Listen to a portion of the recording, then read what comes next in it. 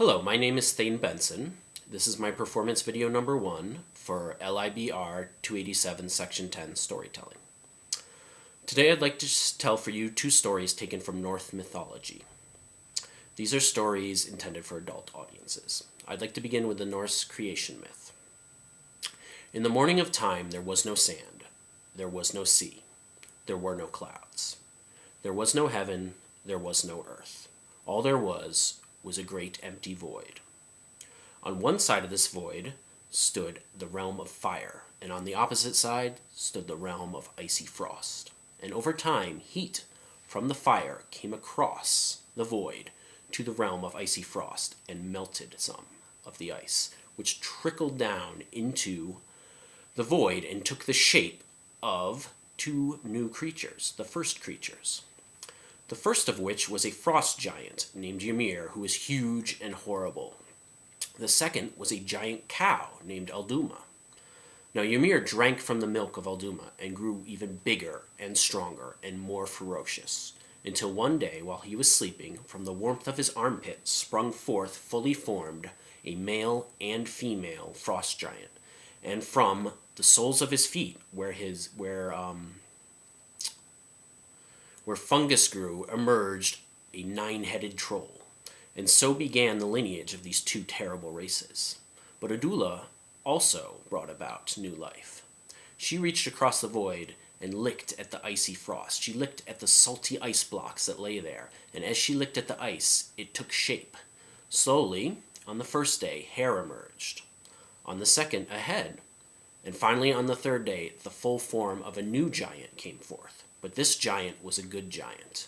His name was Buri. And his sons and grandsons did not become giants. They became gods, and they stood for all that was good and righteous in the world. The greatest of Buri's lineage was his grandson Odin, who became known as the Allfather and the king of all the gods. Odin rallied his brothers and went to war with Ymir and his evil frost giant kin. They slew Ymir, and from that day forward the frost giants and the gods were immortal enemies. Odin and his brothers dragged Ymir's giant corpse into the void, where it became all the worlds. His flesh became the earth. Ymir's blood became the sea. His bones became the mountains. His hair became trees, and his teeth became rocks. Odin took his skull and placed it above the earth, and he called it the sky. And he spread Ymir's brains across the sky, and he called them the clouds. Odin and his brothers, they captured sparks from the realm of fire, and they placed them in the sky, and they called them stars. They took a girl named the sun and a boy named the moon, and they placed them in flaming chariots and set them across the sky, and they released after them a great wolf called the Moonhound, who chased them in circles across the sky. And the goddess Day and her son Night were also given chariots and were set off into the sky to follow after the sun and the moon. And the goddess Night, her chariot was pulled by a great black horse called Frosty Mane, and the foam that sprang forth from Frosty Mane's mouth was the morning dew.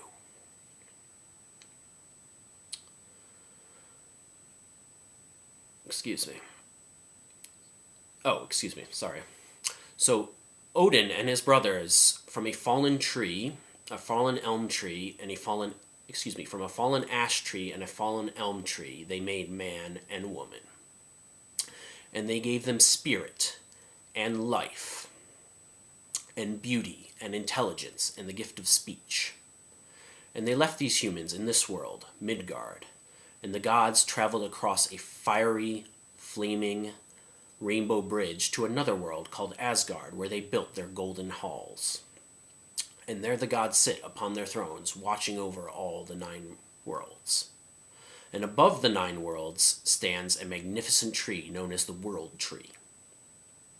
At the top of the World Tree is an enormous eagle that looks out across the universe, surveying all that happens. And at the base of the World Tree, amid the roots where lie all the 9 worlds, is coiled a giant, terrible serpent who gnaws away ceaselessly at the roots. There's a squirrel that runs up and down the world tree, trading insults, trading bitter insults between the serpent and the eagle. And so it is, and so it will continue to be throughout all time, until the day that the trumpet sounds, announcing the final battle between the gods and the giants. This last battle, known as Ragnarok, will signal the end. It will mean destruction across all 9 worlds, but it will also mean the beginning of new life. The second story I'd like to share with you is called The 3 Quests of Odin. Odin sat upon his golden throne in his great hall, Valhalla, in the golden realm of Asgard, surveying all the 9 worlds. At one side sat his wolf, at his other side sat his other wolf. On one shoulder sat his raven Thought, on his other shoulder sat his raven Memory. And every day, Thought and Memory would fly out across the universe and talk to all the living and dead inhabitants of all the 9 worlds and gather what wisdom they could. And then when the sun set on that day, they would fly back to Valhalla and sit on Odin's shoulders and whisper the secrets they had learned into his ears. And thus Odin gathered wisdom from across all the 9 worlds. But this took time, and Odin grew impatient, and he decided he must know all the wisdom and all the memories of all the living and all the dead of all the 9 worlds. And the only way to do so would be to drink from the magical waters of Mimir's well. Mimir's well was a magical fountain in the land of the giants, and it was guarded by the god Mimir. Or rather, it was guarded by what was left of the god Mimir. Mimir was an enormous, powerful god, but he had been in a huge fight, and he had actually had his head severed in that fight. So all that remained of him was a giant head. But as powerful and as wise as Ymir was, his head retained consciousness and the ability to speak. And so it guarded the well. And when Odin arrived at the well, he was greeted by this giant head. And Odin said, "I wish to drink from the waters of your well." And Ymir said, "Do you indeed? What offering do you give to me? For even a god must sacrifice something to drink from these magical waters." And Odin said, "What price do you ask? I will sacrifice whatever it is you ask." "I ask for one of your eyes." And Odin said, "One eye is a small price to pay for all the wisdom and all the memories of all the living and the dead of all the 9 worlds." And so he plucked his eye from his skull and handed it over to Ymir. And in return, Mimir granted him access to the waters, and Odin drank his fill. So now Odin had all the wisdom and all the memories of the living and the dead of all the 9 worlds. But he was not satisfied, because Odin wished to understand the mystery of the runes. Runes were magical writing that would grant those that understood it power over nature.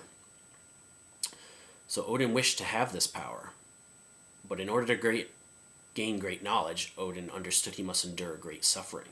And so he hung himself from the world tree, and he pierced his side with his own sword, and he dangled there for 9 days in the dark winds, blowing about in agony, thirsty and hungry and suffering. And after 9 days, Odin gazed down into the world of the dead, and slowly the mysteries of the runes revealed themselves to him. He gained mastery over the runes and understood 18 different runes, which granted him the power to heal the sick, to speak with the dead, to control nature, and to foresee the future. Odin wrote down these 18 runes in wood and stone and bone. He wrote them on the claw of a wolf, on the paw of a bear, on the beak of an eagle, and he wrote them on the end of the rainbow, so that he could share these runes with gods and men alike, so that both gods and men alike could understand nature. So now Odin had the wisdom of all the people of all the 9 worlds, living and dead, and the memories of them, and he had mastery over runes, which gave him great magical powers and mastery over nature. But there was one thing more that Odin sought. He wished for the gift of poetry. And in order to receive the gift of poetry, one must drink from the mead of poetry. The mead of poetry is that allows anyone who drinks it the gift of poetry. And Odin valued poetry as much as he valued being a great warrior, for surely someone who had mastery over words and their meanings had mastery over the whole world. So the mead of poetry once belonged to the dwarves, but long ago the evil giant Suttung had stolen it from the dwarves and secreted it away inside a mountain where he placed his own daughter guard over it, and he shared it with no one. So Odin, with an eye patch, a wide-brimmed hat, and a black cape, went off into the land of giants in disguise as a beggar. And he had not traveled far into the land of the giants before he came upon 9 trolls harvesting wheat in a field. From beneath his cloak, he pulled out a stone, a whetstone, and he told the 9 trolls that he could sharpen their poor sickles, their poor rusted old sickles, and make their work easier on them. Well, the trolls were very lazy and were very eager to make their jobs easier. So they took Odin up on his offer, and he took their sickles one by one and he sharpened them with his whetstone. And his whetstone was so wonderful that it made those poor, rusted, dull pieces of metal into shimmering, shining razor blades. And the trolls were so enthralled with this that they demanded that Odin hand over the whetstone, immediately. Odin said, "Very well, whoever would like the whetstone can catch it." And he threw it up into the air. Well, the greedy trolls, they fought over that stone, and they swung their newly sharpened blades to and fro, slicing each other, cutting heads, arms, legs. Blood flew, and in no time at all, not a single troll was left standing. They had all killed each other. Odin picked up his whetstone, put it back under his cloak, and continued on his way. Soon he came to a farmhouse. This was the farmhouse of Boggy, who was the brother of the evil giant Suttung. Odin introduced himself as Bolshevik, which means he who can do difficult tasks, and asked Boggy if there's anything he could do for him in exchange for staying with him, if he could work it off. And Boggy said, "Indeed, I could use some help, for just today my trolls who were my slaves got into a fight and all killed one another, and I have no one to harvest my wheat." Odin said, "Do not worry, I can do the work of 9 trolls. I will bring in a great harvest for you this year, the best you have ever seen. But in exchange, you must give me the mead of poetry, which your brother Suttung has stolen from the dwarves and secreted away in the mountain where his daughter guards it." Well, Boggy thought this was a fine deal, and he took Odin up on his offer right away. For Boggy, like most giants, did not care for poetry, and he did not see any real value in the mead of poetry. And so Odin stayed with Boggy, and he worked, and he easily did the work of the 9 trolls, harvesting the wheat, and he brought it in record time that season, and indeed it was the most bountiful and amazing harvest Boggy had ever seen, and he was very pleased with the results. So Boggy set off for his brother's home, eager to get the mead of poetry in order to repay Odin. But when he reached Suttung's home, Suttung refused to hand over the mead of poetry, for though Suttung did not care for poetry either, he knew that the mead of poetry was valued by the gods, and therefore he wished to hoard it and not share it with anyone. And so he turned his brother away, ignored all his pleading, and refused to turn over the mead of poetry.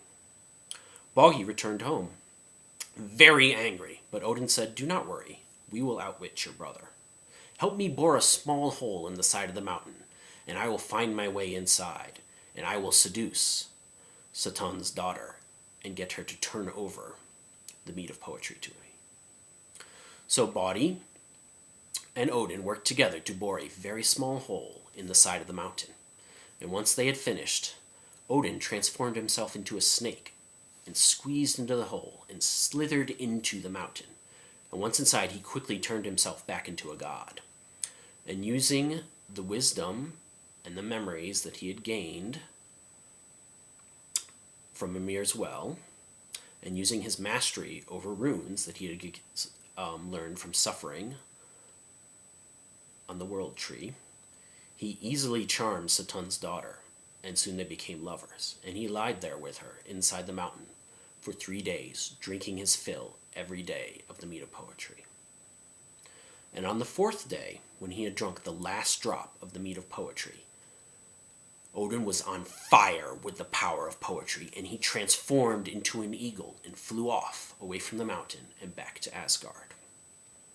And as he circled high above Asgard in the shape of a giant hawk, all the other gods came out from the golden halls, and they recognized Odin, and they brought forth and gathered all of the jars they could find and set them out across the ground. And Odin, still in the shape of an eagle, opened his beak wide and poured forth the mead of poetry, and it rained down from the sky and filled every jar to the brim. And from that day forward, poetry has been considered the gift of Odin, which he shares with gods and men alike who have the wit and wisdom to put it to good use.